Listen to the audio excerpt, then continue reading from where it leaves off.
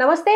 ప్రస్తుతం మనతో పాటు ప్రముఖ డైరెక్టర్, అలాగే రాజకీయ విశ్లేషకులు, సినీ విశ్లేషకులు గీతా కృష్ణ ఉన్నారు. ఆయనతో మాట్లాడదాం. నమస్తే సార్. హాయ్ సార్, ఇప్పుడు బాగా వైరల్ అవుతున్న ఒక వార్త ఏంటి అంటే, రీసెంట్గా రాయన్ మూవీ రిలీజ్ అయింది. చాలా హిట్ అయినప్పటికీ దీంట్లో ఏంటంటే ధనుష్ సినిమాల్ని బ్యాన్ చేస్తున్నారు తమిళ ఇండస్ట్రీలో అని చెప్పేసి వార్తలు బాగా చక్కర కొడుతున్నాయి. అయితే ఏంటంటారు, అసలు తమిళ ఇండస్ట్రీ సంక్షోభంలో ఉంది అనేసి కూడా అంటున్నారు. మీరేమంటారు? తమిళ ఇండస్ట్రీ సంక్షోభంలో ఉంది. సౌత్లో, ఇండియాలో సుభిక్షంగా ఉన్న పరిశ్రమ తెలుగు పరిశ్రమ. Telugu industry it's very good. మన ఒక ఆన్ యావరేజ్ సినిమాలు హిట్, పెద్ద పెద్ద సినిమాలు రావడానికి కారణభూతమైన తెలుగు ఇండస్ట్రీ ఇస్ గుడ్. ఇప్పుడు వాళ్ళు యాక్చువల్గా రకరకాల ప్రాబ్లమ్స్, మొన్నటి వరకు మీ టీవీలో చెప్పాను విశాల్ గురించి, విశాల్ కృష్ణ.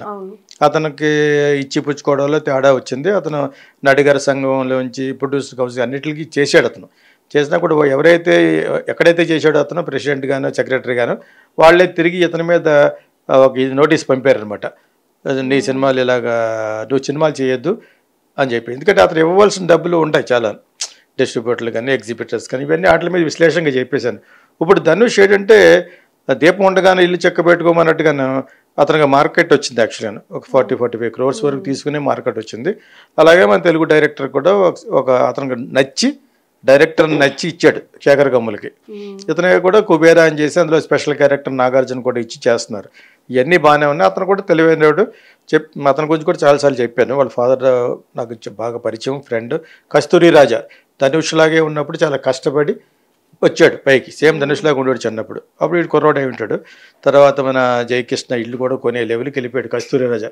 మొట్టమొదటి సినిమా బాగా ఆడడం వలన ఎన్ రాసావిన్ మనసులే అని ఆ సినిమా పెద్ద హిట్. దానికి ఇళయరాజాకి తనకి మధ్య జరిగిన ఒక అపహాస్యాల గురించి చెప్పాను దాంట్లో చూసుకోండి, రెడ్ టీవీలోనే. సో ఇప్పుడు ధనుష్ ఏంటంటే ఈ మధ్యన రజనీకాంత్ కూతురుతోటి డిఫరెన్సెస్ వచ్చి డివోర్స్ చేయటాలు ఇవన్నీ మనం వింటూనే ఉన్నాం కదా. ఈ టైంలో అతను మంచి బ్యూటిఫుల్ హౌస్ ఒకటి కట్టాడు, పోయిస్ గార్డెన్ అనుకుంటా. అది మంచి టాక్ ఆఫ్ ద టౌన్ కింద చాలా బాగా కట్టాడు అనమాట. సో అక్కడే జయలలిత, రజనీకాంత్ చాలా మంది ఉంటారు. Very one of the best colony అది, పోయిస్ గార్డెన్ అంటారు. అక్కడే కట్టాడు మొత్తానికి. That has become a talk of the town కింద. ధనుష్ ఈజ్ నౌ చాలా ఆఫ్టర్ డివోర్స్ చాలా బాగున్నట్టు లెక్క.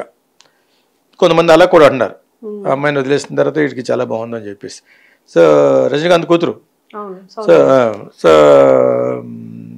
ఇప్పుడు ఏంటంటే అతనికి మార్కెట్ వచ్చింది ఈ మధ్యన. మంచి మంచి న్యాచురల్ సినిమాలు చేయటం, బాలీవుడ్లో చేయటం. ఆడు ఒక్కసారిగా నటుడిగా బాగా పేరు వచ్చేసింది. చూడడానికి చాలా ఏం బాగోడు, అయినా కూడా మంచి న్యాచురల్ యాక్టర్ కింద జనాలకు కావాలి. జనాల్లో కలిసిపోయే నటుడిలా కావాలి కాబట్టి అతనంటే బాగా క్రేజ్ వచ్చి చాలామంది ప్రొడ్యూసర్లు అప్రోచ్ అయ్యారనమాట. అయినప్పుడు ప్రతి ఒక్కరి దగ్గర అడ్వాన్స్ తీసుకున్నాడు. ఇది central point of your question. చాలా మంది దగ్గర అడ్వాన్స్ తీసుకున్నాడు. సో అతను చేసుకుని సన్ మూవీస్ వాళ్ళు పెద్ద ప్రొడ్యూసర్లు అక్కడ. రెడ్ జైంట్ వచ్చి పెద్ద డిస్ట్రిబ్యూటర్స్. రెడ్ జైంట్ ఎవరిది? మన స్టాలిన్ కొడుకుది. ఓకే. సో అది ఎవరిది? దయానిధి మారన్, కళానిధి మారన్, సన్ టీవీ. వీళ్ళందరూ బంధువులే.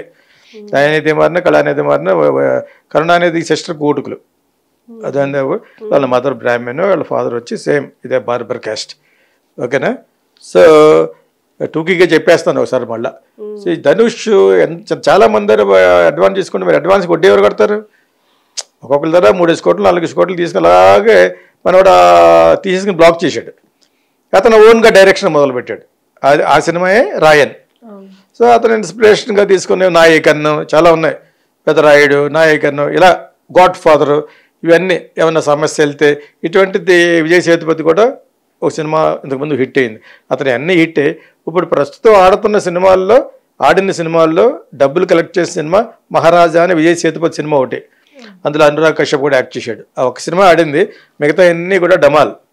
ఇప్పుడు మళ్ళీ రాయన్ ఆడుతుంది. సో ఈ టైంలోనే పట్టుకోవాలని చెప్పేసి ప్రొడ్యూసర్లు అందరూ ప్రొడ్యూసర్స్ కౌన్సిల్కి వాటికి వెళ్ళి, వాళ్ళ నడిగర్ సంఘంకి అందరికి వెళ్ళి అన్ని అసోసియేషన్లు మూవ్ చేసి ఇతని మీద యాక్షన్ తీసుకోకపోతే మేము ఇచ్చిన డబ్బులకి వాళ్ళు తిరిగి అడగలేము. అటు ఎప్పుడు ఇస్తాడు డేట్లు తెలియకుండా తప్పది. ఇప్పుడు చిరంజీవి డేట్లు చూసేవాడు అల్లు అరవింద్ గారు కంటే ముందు వెంకన్న బాబు అని ఒక అతను చూసేవాడు. అల్లు అరవింద్ గారు తర్వాత తీసుకున్నారు. ఎవరికి ఎఫెక్ట్ కాకుండా ఇచ్చేవారు. ఆయన వెనకాల కూడా 40 మంది ప్రొడ్యూసర్లు తిరిగేవారు 30 సంవత్సరాలు. చిరంజీవి వెనకాల is the only person actor in India వేరే 30 to 40 ప్రొడ్యూసర్స్ వెయిటింగ్. ఎందుకంటే టేబుల్ మీద బిజినెస్ అయ్యేది. మరి చిరంజీవిని ఇప్పుడు మెగాస్టార్ని ఎందుకంటున్నారు? ఊరిని ప్రేమ కొద్దీ అంటారు కదా, ప్రేమ కొద్దీ కాకుండా ఎందుకంటారు? కమ్ ఇండస్ట్రీ అది, అర్థమైందా? దట్స్ బికాజ్ ఇట్స్ కలెక్టింగ్, అర్థమైంది ఇప్పుడు. సో అతను కాదనుకునేవారు కాదు, ఎంత కాదనుకున్నా కూడా వాళ్ళ చిరంజీవి దగ్గరికి వెళ్ళేవారు. ఇళయరాజా కూడా అంతే. ఇటువంటి వైభవాన్ని చూసింది ఎవరెవరో? చిరంజీవి, దాసరి నారాయణరావు దర్శకుల్లో, అండ్ మ్యూజిక్ డైరెక్టర్లో ఇళయరాజా. వీళ్ళ ముగ్గురు చూసిన అంత ఫేము నాకు తెలిసి చాలామందికి తెలిసి కూడా ఇండియాలో ఎవరు చూడలేదు ఇంత క్రేజ్. ఇప్పుడు దాసరి నారాయణరావు కారు వెళ్తుంటే వెనకాల 10 కార్లు వెళ్ళి ఒకే రోజు 3 సినిమాలు డైరెక్టింగ్ వెళ్ళిపోయాడు ఆయన. హిందీ వాహినిలో, ఇక్కడ ఇంకోటి తెలుగు, ఇంకోటి ఏదో కార్లు వెళ్తా అసిస్టెంట్ డైరెక్టర్లకి టేప్ రికార్డ్ పట్టుకోవాలన్నమాట. పట్టుకుంటే అమ్మాయి డైలాగ్ చెప్పేస్తాడు అనమాట, వాళ్ళ తర్వాత రాసుకుంటారు. అది దిగి రాజేష్ ఖన్నా షూటింగ్ వెళ్తాడు. అతను కారు వెళ్తున్నప్పుడు నేను అప్పటికి ఇంకా చదువుకుంటాను, ఇలా ఒక 7-8 కార్లు వెనకాల వెళ్ళటం ఎక్కడ చూడలేదు. పొలిటీషియన్కి వెళ్తారు, సీఎంకి వెళ్తారు కదా. ఒక సినిమా దర్శకుడు పేరుని నిలబెట్టుకుంటా చేసింది దాసరి నారాయణరావు. తర్వాత యాక్టర్స్లో, స్టార్స్లో చిరంజీవి, మ్యూజిక్ డైరెక్టర్స్లో నన్ అదర్ దాన్ ఇళయరాజా. అర్థమైనప్పుడు ఇది యాక్చువల్గాను ధనుష్కి చాలా మంచి మార్కెట్ వచ్చింది. అందంగా లేకపోయినా కూడా మంచి నటుడని వాళ్ళ బ్రదర్ అతను కన్ను ఉండదు కదా, అతను ఇంట్రడ్యూస్ చేశాడు. బ్రహ్మాండంగా ఆడింది. ఇక్కడ తెలుగులో ఆడలేదు, అది నరేష్ గడి ఆవిడ యాక్ట్ చేశాడు. సో ఇతనికి ఈ మార్కెట్ ఉన్నప్పుడు చాలా మందికి ఒప్పేసుకున్నాడు. అలా ఒప్పుకోకూడదు. ఇప్పుడు మన ఇప్పుడున్న స్టార్స్ ఉన్నారు కదా, మహేష్ బాబు, వాళ్ళు ఎవరు ఒప్పుకుని అడ్వాన్స్ తీసుకోరు. అడ్వాన్స్ తీసి ఎక్కడ పెట్టుకుంటారు? ట్యాక్స్ మనీ అయిందనుకో ఏదో ప్రాపర్టీ మీద పెట్టమని అడుగుతారు. ఇది చాలామంది చాలాసార్లు చెప్పాను. అది పెద్ద పెద్ద స్టార్స్ అనుకున్న వాళ్ళు ఒక 50 కోట్లు 70 కోట్లు తీసుకునే వాళ్ళు డబ్బులు తీసుకోరు. ప్రాబ్లం వస్తే ఎవడైనా వెనకాల ఎవడో చెప్తాడు, ఇప్పుడే ఇచ్చి వచ్చారంటే 10 కోట్లు అని వెనకంటే చెప్తాడు.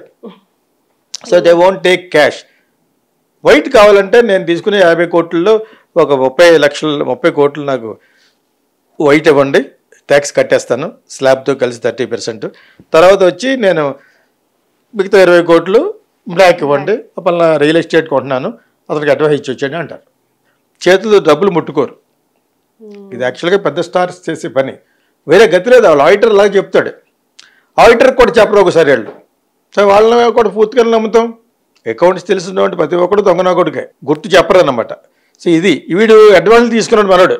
ఎవరు తీసుకున్న మరి ప్రొడ్యూసర్లకు ఎవరు సినిమా చేస్తాడని తెలియాలి కదా. నలుగురు ఇచ్చారు అనుకోండి, 4-5లో 20 కోట్లు, వాడు ఎవడు అనుకుంటే నాకు చేస్తాడు అనుకుంటాడు. ఈలోగా వంక పెట్టడం కోసం ఇంకా సబ్జెక్ట్ ఓకే అవ్వలేదు కదా, ఈ నకరాలు దొబ్బుతూ ఉంటారు అనమాట. అది పొరపాటు. అది ఇప్పుడు వాళ్ళందరూ కలిసిపోయి ఇతని మీద ఎగెనెస్ట్గా వెళ్ళారు. మేబీ అడ్వాన్స్ తిరిగి ఇచ్చేయాలి. యాక్చువల్గా అడ్వాన్స్ తిరిగి ఇచ్చేది కాబట్టి విత్ వడ్డీ ఇవ్వాలి. అది బ్లాక్ అమౌంట్ కాబట్టి అడగరు. వీడు అడగడం, అతను అడగరు. ఇప్పుడు అది పెద్ద సమస్య అయిపోయింది. సినిమాలే తక్కువ వాడుతున్న సమయంలో నువ్వు అడ్వాన్స్ తీసుకుని ప్రొడ్యూసర్ని ఎలా వెయిట్ చేయిస్తావు? వెరీ గుడ్ పాయింట్ అది. ఇలా వీళ్ళు ఎవరు కూడా చిరంజీవి వాళ్ళందరూ కూడా అలా చేయరు. 15 అలాగే 5-6 నెలలు తిరిగిన తర్వాత సబ్జెక్టు వాళ్ళకి అందరూ హిట్ అవ్వాలి. చిరంజీవికి కాఫీలు మోసేవాడు కూడా హిట్ అయిన సినిమాలోనే హిట్ అయిన తర్వాత లోపలికి వచ్చి అనమాట.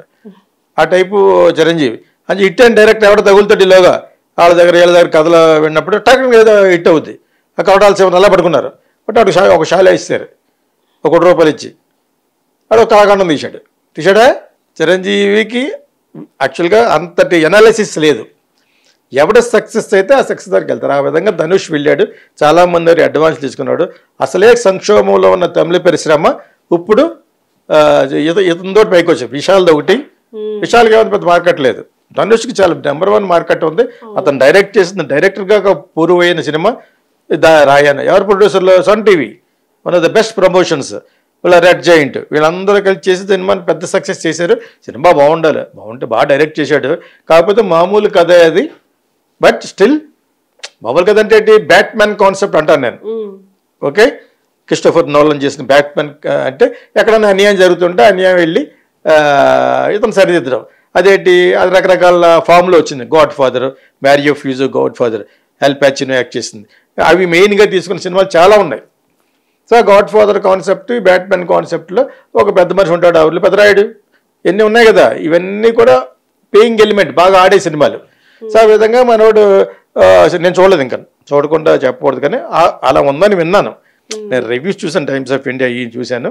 ఈ he's proven but not a variety subject, it's very very regular subject అని విన్నాను. కాబట్టి ఇతను సంక్షోభంలో పడిన దానికి కారణం వచ్చి అడ్వాన్స్లు కొట్టేశాడు చాలామంది దగ్గర. ఆ అడ్వాన్స్లు కొట్టినప్పుడు ఆడి పరిస్థితి ఏంటి? నీకు చేస్తాడా, నాకు చేస్తాడా, నీకు చేస్తాడా? 3 సినిమాలు ఒకసారి చేయడు కదా. ఆ పరిస్థితి ఆర్టిస్ట్ లేదు ఇప్పుడు, ఎందుకంటే ప్రతిదీ పెద్ద సినిమా అంటున్నారు కాబట్టి. అంచేత అతనికి పాన్ ఇండియా అని చెప్పకుండా కూడా 4-5 భాషల్లో ఆడే మార్కెట్ ఉంది. మన బన్నీలాగా.